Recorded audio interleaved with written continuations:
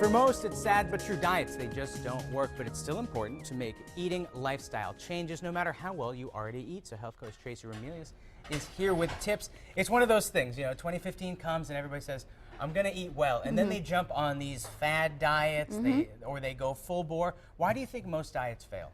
I think a lot of times, diets are based on deprivation and dietary restriction. So what happens is after a while, you're setting yourself up for like intense cravings and, you really want things that you've taken out of your diet.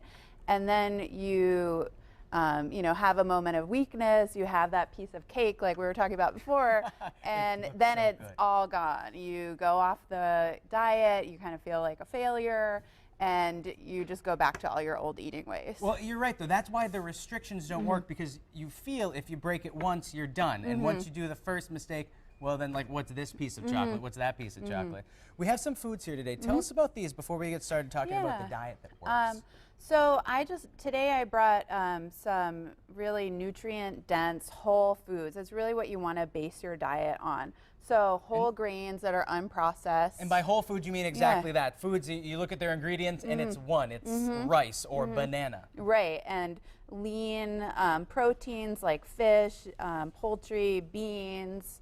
Again, trying to get the best quality that you can and whole. Tracy, I think a lot of people, and we were talking about it before the break, we're talking about canned things like tuna fish and chicken. What's your take on that on the whole? Would you prefer, ideally we'd all prefer to get I think that whole, canned fish, you can get really good quality.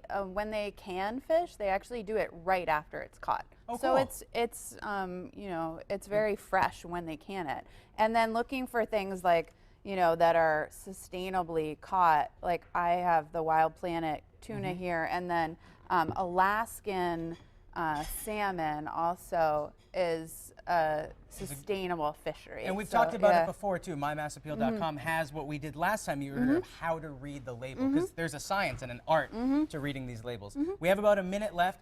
For now, let's start talking about the 80-20 rule. It's not a diet, it's a lifestyle. Yeah, so really what we want to encourage when you're wanting to lose weight is a lifestyle change. That way you're, not going to set yourself up for that roller coaster of dieting and not dieting. And no one likes failing either. Yeah, exactly. The 80-20 rule means that 20% of the time you, let yourself have that cookie or a cake, and 80% of the time you're eating these whole foods that are nutrient dense and, high quality. Then, if it comes out that you're at a birthday party, you can still enjoy your nephew's birthday cake. That's true. You don't have to feel really guilty if you have that. Now, I was really excited earlier, but I think I read it wrong. You know what I mean? I think I misunderstood it, because it's not saying, if there's 4 miniature carrots lined up, the 5th thing can be a chocolate bar. Because while that is 80-20, that's not what it means. Right. So if you're someone who has 3 meals a day and 2 snacks, 3 small meals and 2 snacks, that's 35 choices throughout the week that you make.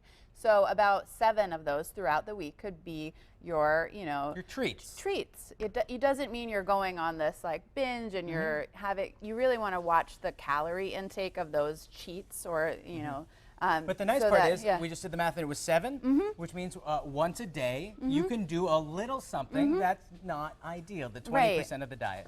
Now later we're going to be talking about other ways that people can start eating healthier, because it's not about cutting something out. Maybe, just maybe, it's about adding even more. Exactly. Perfect. So don't go anywhere. We're going to talk about that later. All right. Thanks.